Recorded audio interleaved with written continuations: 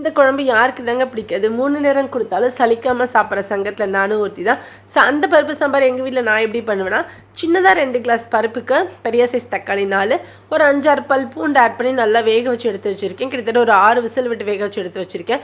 இப்போ தாளிக்கிறதுக்கு ஒரு பாத்திரத்தில் எண்ணெய் விட்டு, எண்ணெய் காஞ்சோன்னா கொஞ்சமாக கடுகு, கொஞ்சம் சீரகம் ஆட் பண்ணிக்கலாம். இது ரெண்டுமே நல்லா பொரிஞ்சதுக்கப்புறம் சின்ன வெங்காயம் ஒரு 10, வரமிளகா 4, கொஞ்சம் கருவேப்பிலை ஆட் பண்ணிக்கலாம்.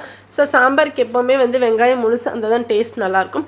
இப்போ இது எண்ணெயில் நல்லா வதங்கினதுக்கப்புறம் குழம்புக்கு தேவையான காய் ஆட் பண்ணிக்கலாம். முருங்கைக்காய் கத்திரிக்காய் மட்டும் தான் ஆட் பண்ணுவேன், இல்லாட்டி கேரட் உருளைக்கிழங்கு ஏதாவது ஆட் பண்ணுவோம். ஸோ முருங்கைக்காய் எங்கள் வீட்டில் நிறையா இருந்துச்சு அப்படிங்கிறதுக்காக நிறைய முருங்கைக்காய் கொஞ்சமாக கத்திரிக்காய் ஆட் பண்ணியாச்சு.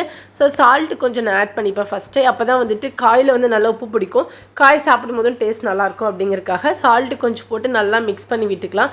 அதே மாதிரி காய் ஒரு 2 மினிட்ஸ் நல்லா எண்ணெயிலே வதங்குச்சுனாலும் டேஸ்ட் நல்லாயிருக்கும் அப்படிங்கிறதுக்காக கொஞ்சமாக வதங்க விட்டுட்டு பருப்பு வேக வச்சு வச்சுருக்கோம் இல்லையா, அதில் வெறும் தண்ணி மட்டும் இப்போ இந்த காயில் ஆட் பண்ணிவிட்டு நான் சாம்பார் தூள் இதிலே போட்டுருவேன். மிளகாத்தூள் போட மாட்டேன், ஏன்னா மிளகாத்தூள் ஃபஸ்ட்டே ஆட் பண்ணிட்டோங்கிறதுக்காக நான் சாம்பார் தூள் மட்டும் ஒரு 4 to 5 ஸ்பூன்ஸ் ஆட் பண்ணியிருக்கேன்.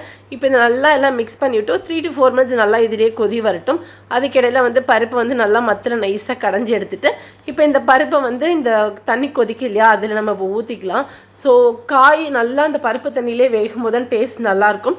இப்போ குழம்புக்கு தேவையான சால்ட் நம்ம ஆட் பண்ணி விட்டு எல்லாம் நல்லா மிக்ஸ் பண்ணி விட்டுக்கலாம். இது ஒரு 10 நிமிஷம் நல்லா கொதிக்கட்டும்.